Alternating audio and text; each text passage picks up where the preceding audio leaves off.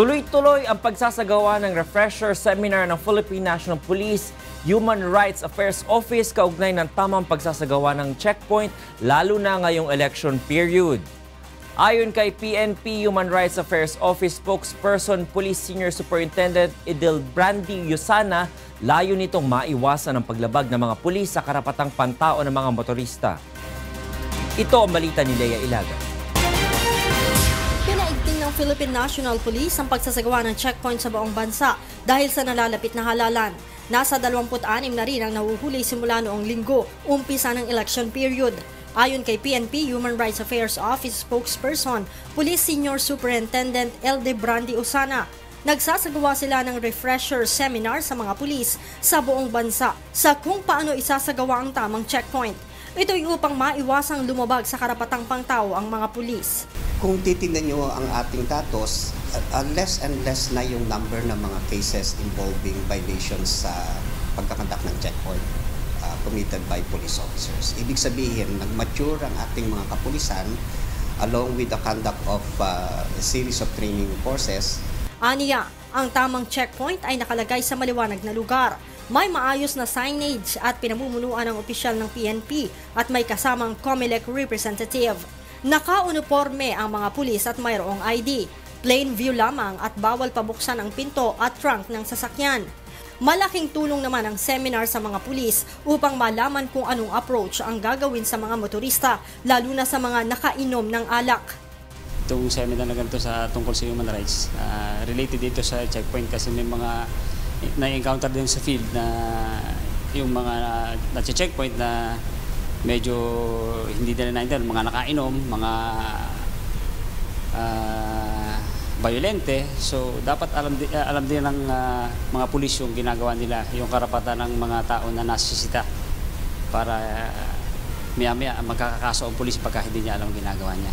Usually ang ginagawa namin pag may mga tumakbo, kasi syempre may ano tayo dyan kung bakit siya tumakbo, ibig sabihin may reason, di ba? Ang usually ginagawa namin yan, hinahabol po namin, meron po kaming tapos pinapara namin, na sinasabihan, tinatanong namin bakit sila tumakbo. Yun pala, usually pag mga motor, ang naging problem nila is hindi nila dala yung license nila. Kaya payo ng mga ito sa mga motorista, huminto sa checkpoint ng pulis, patayin ang headlight, buksan ang ilaw sa loob ng sasakyan at ibaba ang bintana. Kung nais namang malaman ang kanilang karapatan sa checkpoint, maaari nilang i-download ang PNP HRAW Know Your Rights sa kanilang mga cellular phone. Lea Ilagan, UNTV, News and Rescue, Campo Crame. Sa iba pang balita, nakaligtas ang 78 guests ng hotel sa Quezon City matapos masunog ang gusali kaninang madaling araw.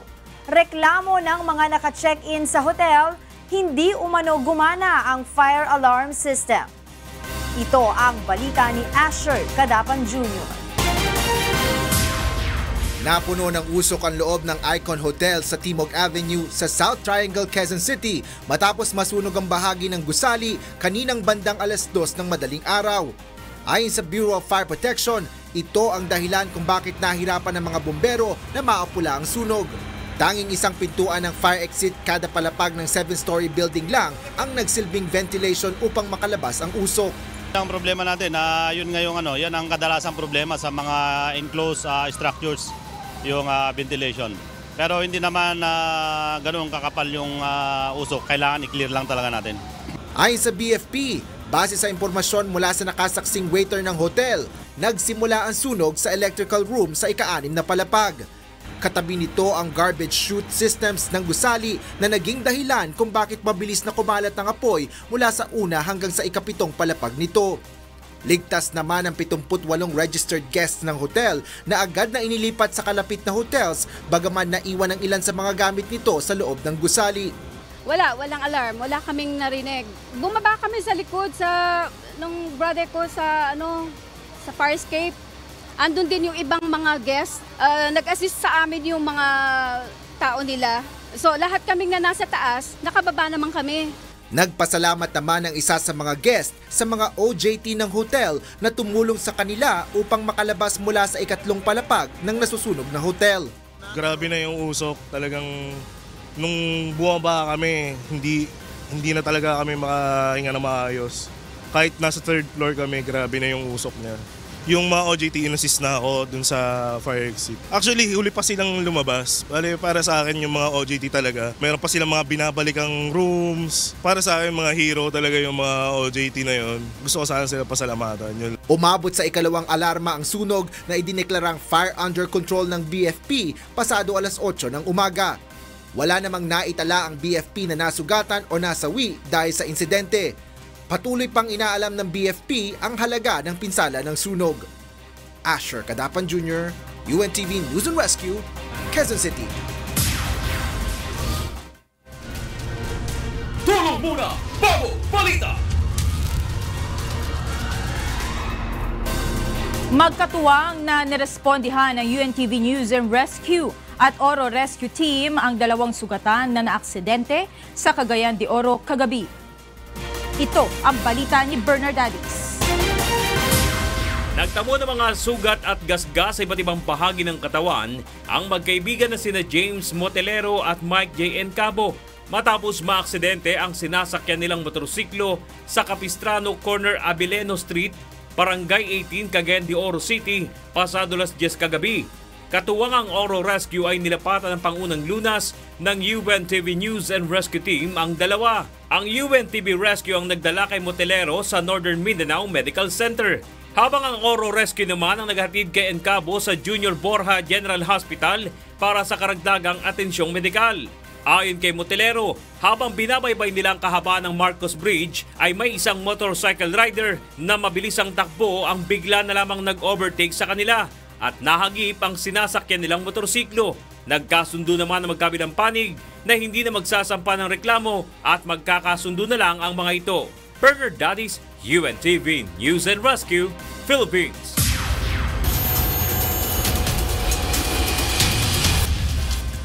Balik kulungan ng dalawang drug suspects matapos mahuli sa buy-bust operation kaugnay sa pagbebenta ng shabu sa Quezon City kagabi.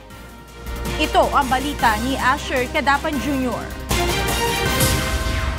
Naaresto ng mga tauhan ng Quezon City Police District ang dalawang lalaking ito kaugnay sa pagbebenta ng shabu sa Cubao, Quezon City bandang alauna kaninang madaling araw.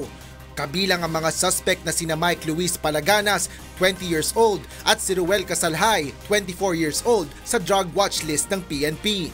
Nakulong rin ang mga ito noong nakaraang taon dahil sa kasong theft at robbery. Hindi tinigilan ng mga otoridad ang pagmamanman sa dalawa dahil na rin sa tip mula sa opisyal ng barangay. Under monitoring to, gawa nga po ng mga surrendery sila at saka watchlisted ng station natin. Kaya po yung kanilang mga galawan dito po sa barangay namin ay minomonitor po ng mga kasamahan natin dito sa barangay, yung mga staff ng barangay. Sila din mismo yung nagbibigay ng feedback dito sa mga surrendery. Nang malaman ng mga pulis na patuloy pa rin ang mga ito sa pagtutulak ng droga, ay nagsagawa na ng magkahiwalay na buy-bust operation ang Drug Enforcement Unit ng Cubao Police Station. At nang makumpirma ng operatiba ang pagbebenta ng shabu ng mga suspect, ay inaresto na ito ng mga pulis. Nasabat sa mga suspect ang 12 sachet ng hinihinalang shabu at tig 500 pisong buy-bust money. Maharap ang mga suspect sa kasong paglabag sa Section 5 at Section 11 ng Republic Act 9165 o ang pagbebenta at pagdadala ng iligal na droga. Asher Cadapan Jr., UNTV News and Rescue, Quezon City. Patay sa magkahiwalay na buy-bust operation sa Laguna at Batangas ang dalawang drug suspect. Nakuna naman sa closed circuit television o CCTV ang pamamaril ng riding in tandem criminals sa supervisor ng Marshall Support Group sa Binyan, Laguna kagabi. Ito ang balita ni Sherwin Culubo. Patay ang isang drug suspect sa Barangay Santo Tomas, Binyan, Laguna matapos sumanong manlaban sa mga otoridad na nagpanggap na bibili ng iligal na droga kahapon. Kinilalang suspect na si Dennis Abalyare alias Rambo na nagtamo ng tama ng bala sa iba't ibang bahagi ng katawan. Nakuha sa suspect ang kalibre 38 na baril, 6 na pakete ng hinihinalang shabu at buy-bust money. nasawi rin ng 22 anyos na drug suspect na si Wilfredo Timola sa barangay Ludlod, Lipa City, Batangas kagabi. Ayon sa Lipa Police, nakabili ng isang pakete ng hinihinalang shabu ang operatiba na nagpanggap na buyer ng iligal na droga. Ngunit nakatunog umano ang suspect na pulis ang kanyang katransaksyon, kaya bumunot ito ng kanyang kalibre 45 na baril at agad pinaputukan ang operatiba. Gumanti naman ang putok ang pulis na nagresulta sa pagkasawi ng suspect. Actually, ito matagal na kasi report na ito ang isa sa nagdadala ng illegal na droga dito sa Lipa, buhat sa Dasmariñas. Samantala, pasado alas 7 kagabi ng pagbabarili ng riding in tandem criminals ang supervisor ng Martial Support Group ng Binyan City sa Laguna. Nagsasagawa ng inspeksyon ang biktimang si Ranky Espirito at ang kanyang mga kasama sa A. Bonifacio Street, Barangay Canlalay nang mangyari ang pamamaril. May isang motor na nakatigil dyan, umikot lang po, pagbalik, binanata na po. Mga 5 putok ko yun. Mabilis namang naisugod sa ospital ang biktima at ngayon ay nasa maayos ng kalagayan. Allegedly, meron daw kaaway ito. At pangalawa, doon sa kanyang trabaho. Pinag-aaralan na ng mga otoridad ang kuha ng CCTV camera sa lugar upang mahuli ang mga suspect na mabilis na tumakas sakay ng motorsiklo na walang plaka. Sherwin Kulubong, UNTV News and Rescue, Laguna.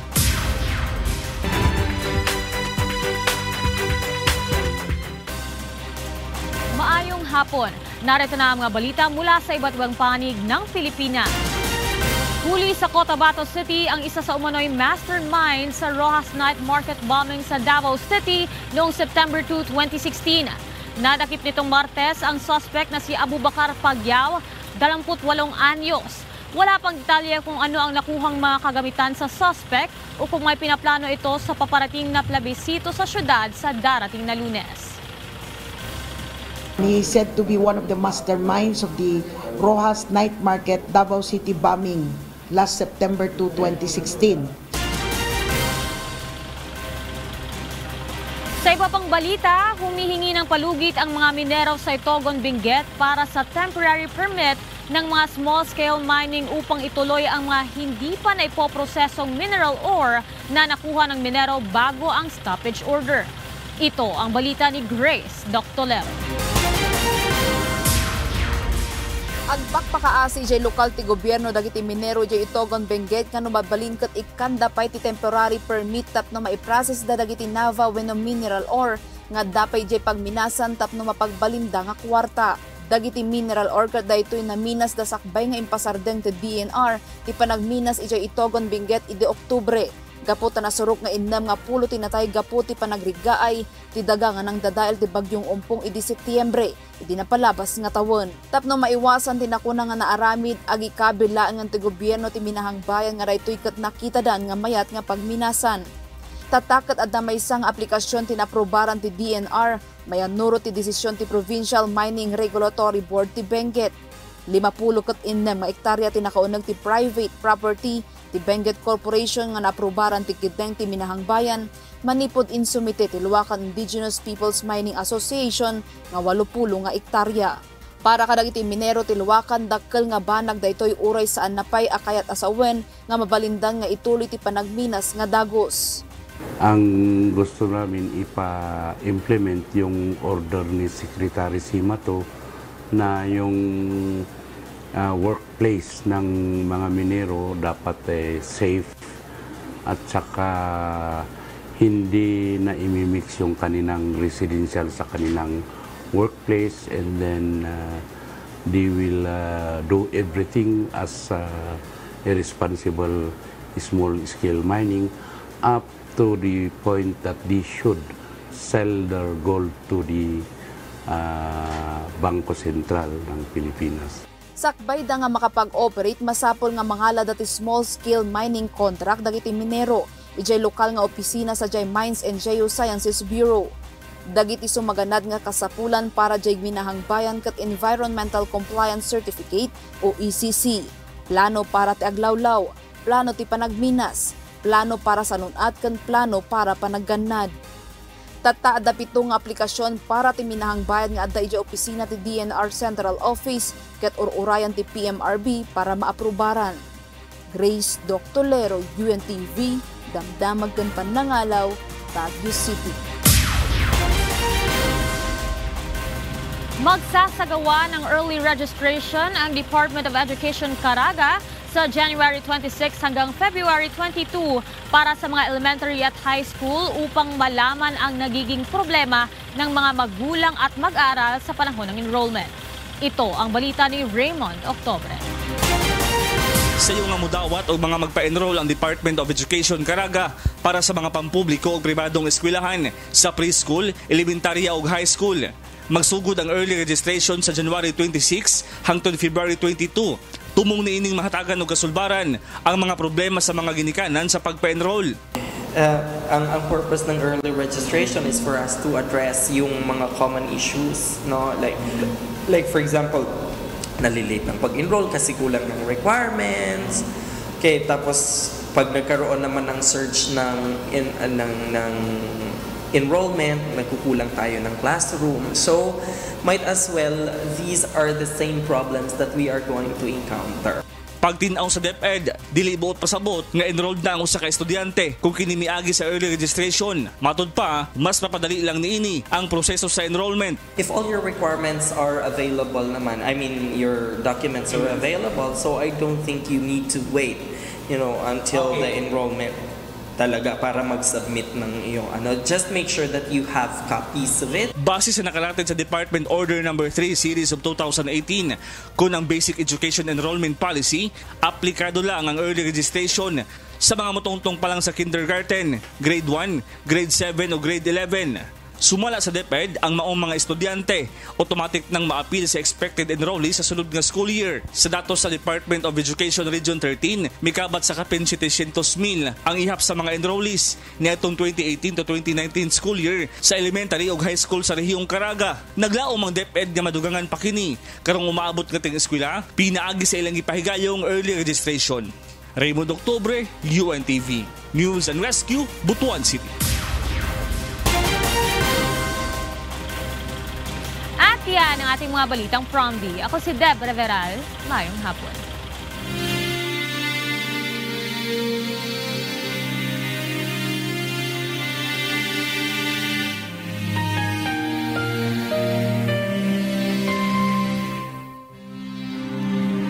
$3,342 araw o mahigit 9 na taon na po ang nakalipas mula nang maganap ang malagim na Maguindanao Massacre. Ngunit hanggang ngayon ay naghahanap pa rin tayo ng katarungan sa mga biktima ng malagim na krimen. At sa tila madilim na inaarap ng kaso, hindi po bibitiw ang UNTV sa labang ito hanggang makamit ang katarungan hindi lamang para sa aming 4 na kasamahan, kundi sa lahat ng mga biktima ng karumal-dumal na pamamaslang. And for the news abroad, unpaid airport workers are now feeling the brunt of the U.S. government shutdown that is now on its 4th week. Clarence Shaughnessy has the story. Workers at Los Angeles International Airport staged a rally on Wednesday calling for an end to the U.S. government shutdown that has left many of them without pay and struggling to make ends meet. The rally, which was staged outside of the departure lounge of the airport's international terminal, was followed by the distribution of food stamps and vouchers to Transportation Security Administration employees as the shutdown entered its 26th day. So as you see behind me, a lot of the folks are getting food, trying to get whatever they can get in order to survive. I mean, right now it's just high anxiety. Not only did we not get our last paycheck, but it seems very likely that we may not get our next paycheck. With the U.S. government shutdown now in its 4th week, states have begun taking steps to cushion the blow for federal workers who have been tossed out of work or forced to work without pay. But for most, the help is not enough. It's mostly only affected the people that have families or multiple loans or big dues or debts that they may have, but everybody's feeling it some type of way. The partial government shutdown began on December 22nd after U.S. President Donald Trump insisted he would not sign legislation funding a quarter of government agencies unless it included more than $5 billion for a wall along the U.S. border with Mexico. It's very difficult. It's a very difficult situation that my own president has put us in. But we're gonna I believe, my personal opinion, is we're going to get through this. While they will be paid once the shutdown ends, many say they will struggle to pay bills in the meantime. Trump on Wednesday signed legislation that would ensure 800,000 federal employees will receive back pay when the government reopens. Clarence Shaughnessy, UNTV News and Rescue, USA. Sea of candles in the shape of a giant heart lit up a memorial in Dansk on Wednesday, honoring the city's mayor who died after being stabbed at a charity event. Thousands of people gathered outside the gates of the iconic Dansk shipyard, the birthplace of anti-communist solidarity movement, to pay tribute to Powell Adamowicz, the city's mayor for the past 20 years. Adamowicz, a student activist in the solidarity movement in the 1980s, was one of Poland's longest-serving mayors. A critic of anti-immigrant policies and a supporter of a protest campaign to defend the rule of law in Poland, he espoused liberal causes at odds with a conservative nationalist government. A man was charged for plotting an attack on White House. Meanwhile, Kenyan President Uhuru Kenyatta said 14 people were killed in the deadly attack in Nairobi. Asher Kadapan has the details of these reports. A Georgia man has been arrested and charged for allegedly plotting to destroy the White House and other government buildings in Washington. Authorities identified the suspect as Hasher Taheb, 21 years old, of Cumming, Georgia. Local law enforcement contacted the FBI in March after getting a tip from a member of the community. The tipster said Taheb had become radicalized, changed his name, and planned to travel abroad. As articulated in the affidavit, which supports the criminal complaint filed today, his alleged intent was to attack the White House and other targets of opportunity in the Washington, D.C. area by using explosive devices, including an improvised explosive device, an anti-tank rocket.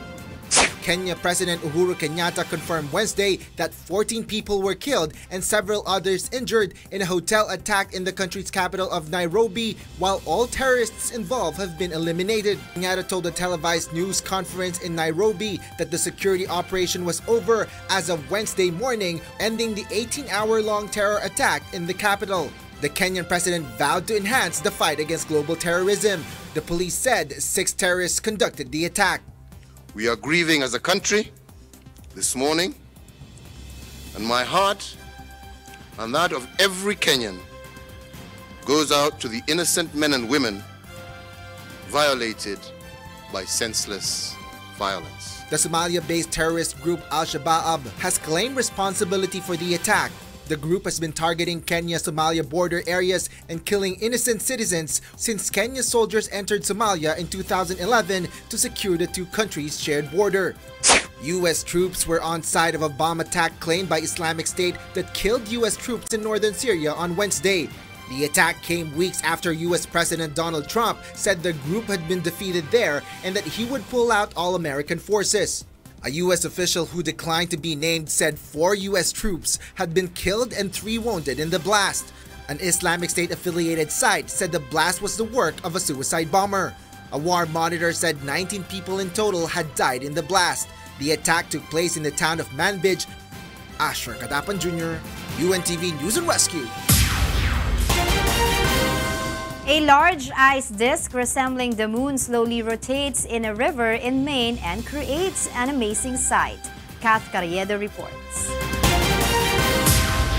Maine spectators were delighted to see an ice disk floating and rotating on the Presumpscot River in Maine on Monday. Locals in the city of Westbrook braved freezing temperatures to take in the spectacle as birds clung to the moving frozen disk. Maine media reported that the 100-yard disk was slowly rotating and gaining in size. An ice disk is a natural phenomenon that occurs at bends in rivers when accelerating water creates a force that breaks off a chunk of ice and continually turns it, grinding it against surrounding ice to form a perfect circle. The disks have been recorded across North America and Europe over the past 100 years. Kath Carriedo, UNTV News and Rescue, USA. Ngayong Ika-3 na ang iconic Wish buses. Ilang mga local artists ang nagpahayag ng pagnanais na muling makapag-perform sa mga ito. Habang isang sikat na foreign artist naman ang nais ring ma-experience ang Wish Bus Hollywood. Ito ang balita ni Grace Cassie. Iba't iba ang kwento ng bawat artist na nakapag-perform na sa iconic Wish Bus. Isa na rito si Jaya na tinaguriang Queen of Soul. Hindi umano niya malilimutan ang unang pagkakataon na sumakay siya sa Wish Bus. Kaya ang wish niya, magapag-perform uli. It's nerve-wracking. Alam nyo kayo, talagang nakaka-nervous yung Wish Bus. But I'd love to do it again. If I'm invited and I get another opportunity, I would love to do it again. Ang Asia's pop sweetheart naman na si Julian San Jose, tila dream come true daw ang kanyang unang pagsakay sa Wish Bus. Pinangarap ko po na ako sa Wish Bus. Curious po ako before kasi medyo narinig ko yung Wish Bus. Sabi ko parang ang saya mag-perform kasi nga ang ganda ng concept, nasa loob siya ng bus. Either umaandar siya or nakatigil lang siya sa isang lugar. Hopefully, this year makapag-Wish Bus ulit ako. Ikinuwento naman ni Kakay ang kanyang experience sa Wish Bus. Sarap mag-perform sa loob ng bus kasi ang ganda ng acoustics niya, ang ganda ng tunog mo, ang linis. Hanap lang yung Wish Bus, bilib na bilib ako. At ang foreign singer na si Lucas Graham na kumanta ng sikat na 7 years, wish na makapag-perform sa Wish Bus USA. So I think I'm gonna have to find the Wish Bus in Los Angeles when I go back. Hindi na mabilang ang mga artist na nakapag-perform sa iconic Wish Bus, mapa-local man to foreign artist. Ngayon kumakanta ako and I get to help other people with the help of Wish. So sobrang thank you. Karamihan sa kanilang mga Wish-exclusive performance humakot ng million views sa YouTube. Sa katatapos lang na Wish Awards, inilungsad ang ikatlong Wish Bus. It's more sophisticated than the first one.